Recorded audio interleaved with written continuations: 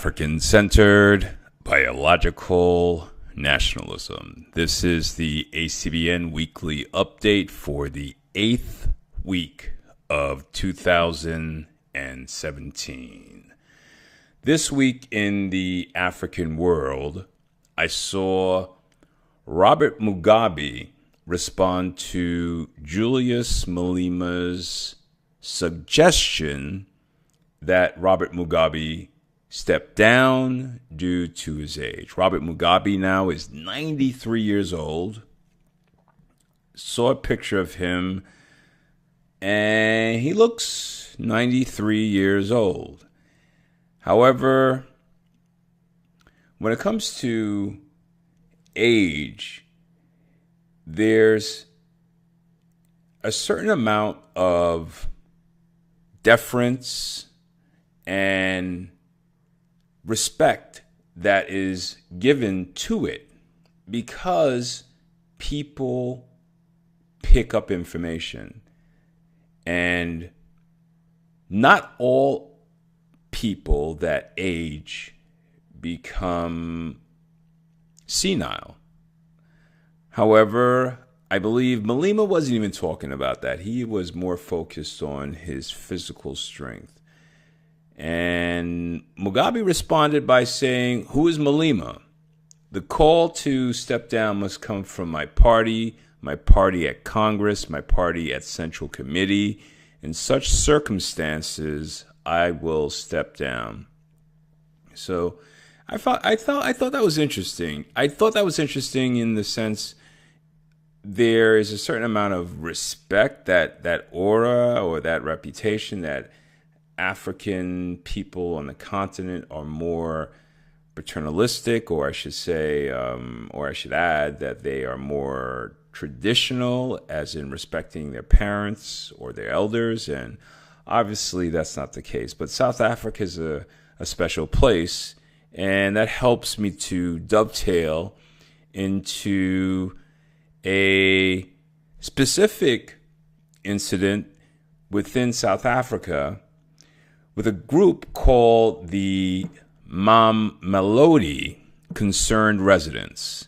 They were promoting a march against African immigrants. So immigrants from Ghana, Nigeria, Angola, Mozambique, Zimbabwe. This group that I didn't see any members, they have no presence on the web, and there wasn't anyone who was actually, let's say, even had a banner marching that was actually part of this group.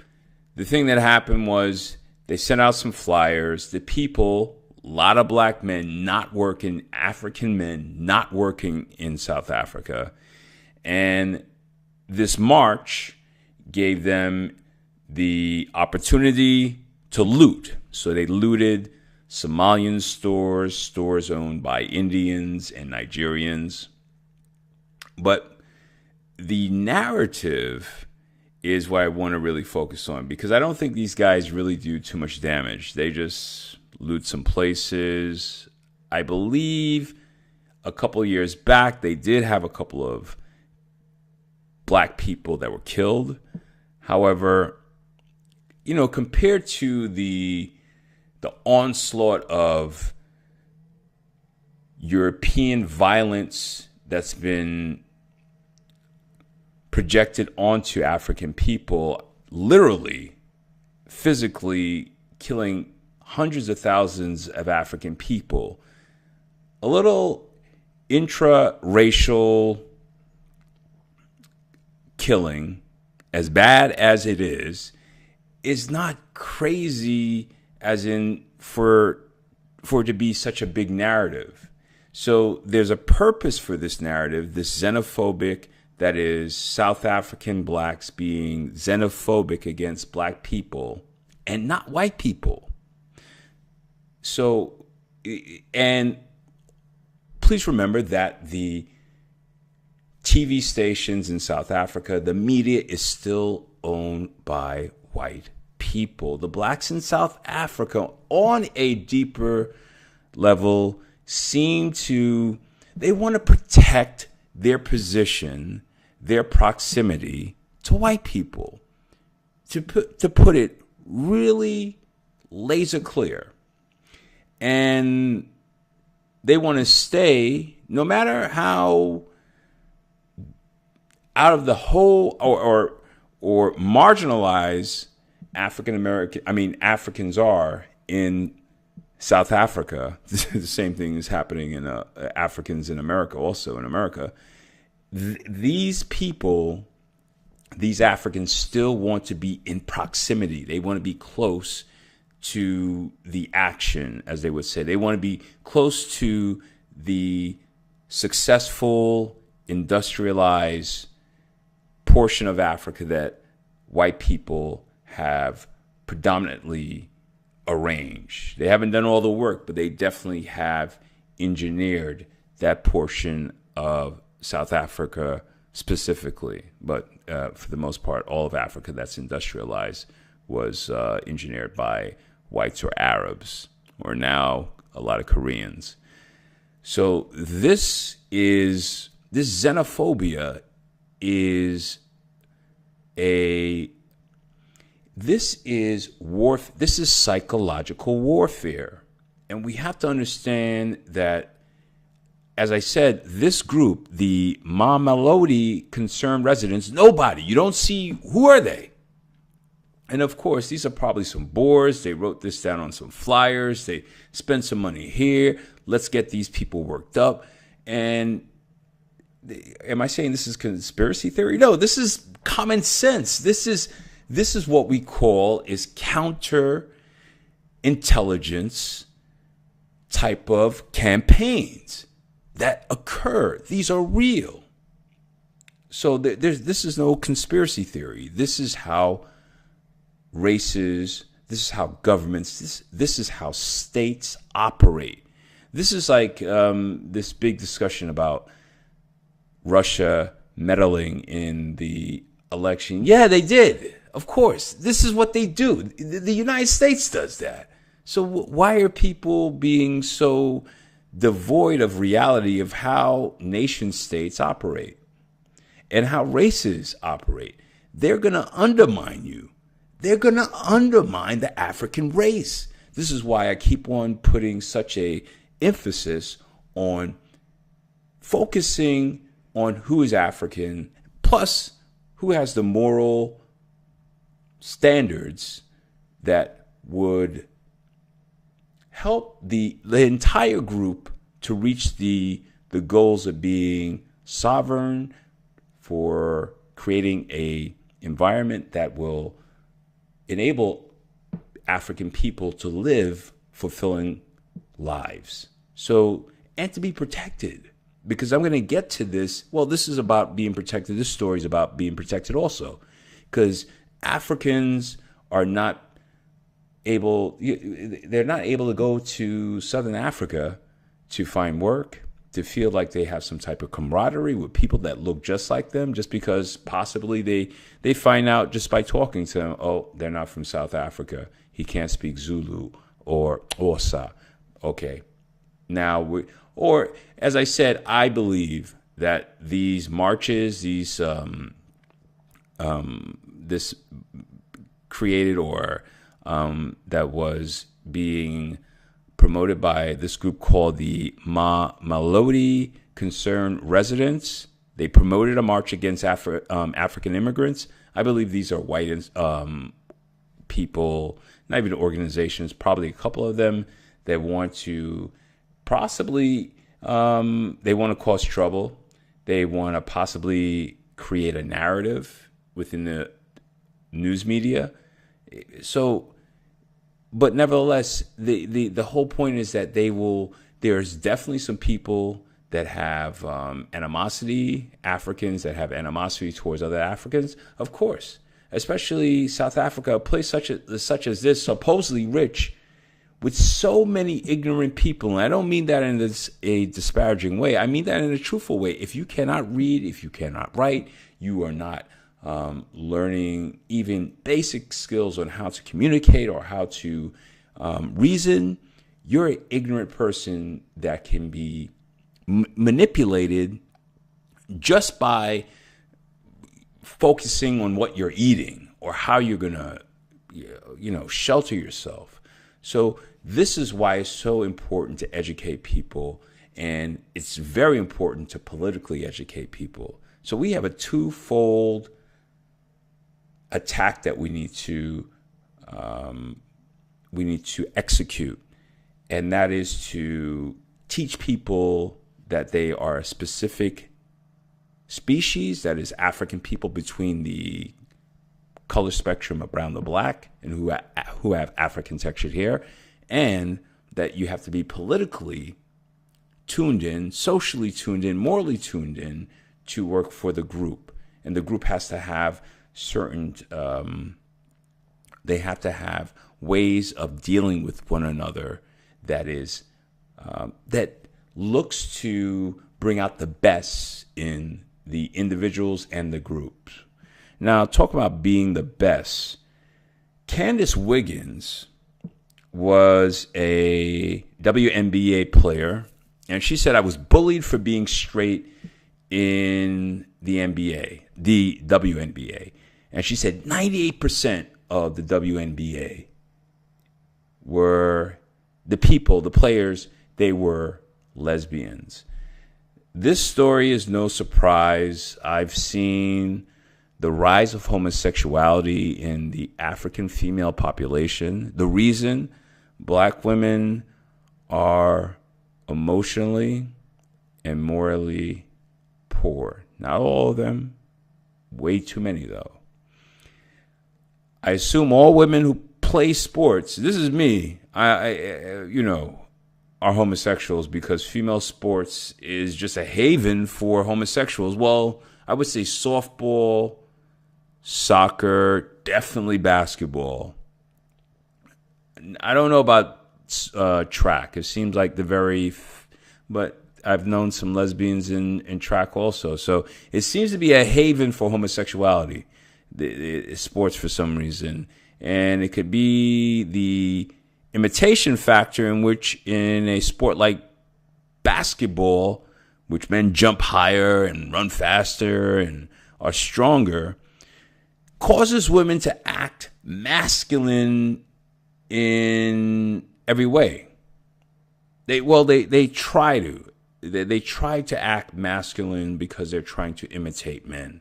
Now, Candace Wiggins is planning to write a book about the lesbian culture in the WNBA, how it's negative, and how the WNBA players are frustrated about being paid $72,000 a year, and that's on average. So there are people that make a lot less compared to the male players that make an average salary of $5 million a year. So some of these guys, they get like 30-day contracts, maybe about $72,000. So this all falls under the umbrella of men and women competing against each other when there's no competition between the two. There's none.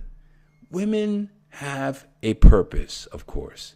They give birth to life. I don't know why that isn't, that's like huge. So I don't know why women are being, they're being set up as the adversaries of men. Well, I understand why.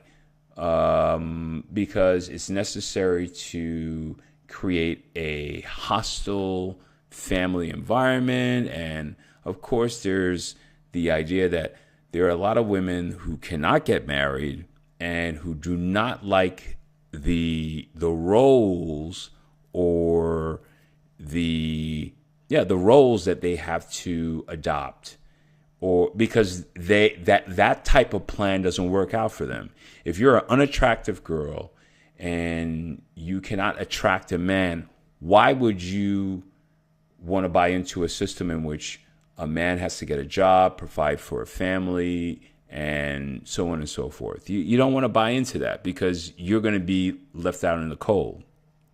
So we've got to make space for people like that too, because maybe polygamy is a good idea, but we have to make space for people that because the vast majority of women are good looking. I mean, what I mean by that is, it's all about, I quite frankly, after I get to know a woman, I get to know her. I don't, occasionally I'll look at her and be like, oh yeah, I'll tell her that she's beautiful all the time, but I tell my woman all the time that she's beautiful, but it's not. What I'm trying to say is that you want that female spirit, and not that fake female spirit that these transsexuals are rocking. And and also we're gonna have to really impose this no makeup, no weave, because the transsexuals are, and maybe it's a good thing that they're doing that, because now you can tell women, black women, hey, you want to look like that? You want to look like that? You want to look like a clown like that? You look like a clown like that. When you don't have any of that stuff on, that clown, that man trying to be a woman, he can't compete with you because you're naturally a woman. It doesn't matter if you chopped off all your hair and you had like a little, let's say, a little amount of cotton on your hair, peppercorn, black peppercorn hair. You had a little black peppercorn hair. You still look more feminine than some dude that looked like RuPaul, because they're not. They're just not. So it doesn't. Don't allow people to. And this is what I'm trying to tell women: do not let homosexual men or women that are they're mad at being what they're inadequate about being a woman. Don't allow them turn you into a woman that hates being a woman. All right, so they're going to come out soon enough. This Candace Wiggins, we got to support people like this. I bought the album of a lady who spoke out against homosexuality, and I bought an album. She was a Christian gospel singer, and I never heard of her. I think her name is Kim Burrell, and we have to support people like that. We have to do that. That's how communities work. That's how a race family works. Now, I got to get into U.S. politics, and Donald Trump produced a video discussing creating jobs, specifically in the African American community, in his last weekly White House address for Black History Month. And he made a symbolic gesture of appreciation of the contributions of the African community in the U.S. Now, the proof is in the pudding. We need to get some of these contracts to build walls, to pave roads, to fix bridges, and to sell products to the government directly. We can only do this if we are grouped focused, that is, who is black.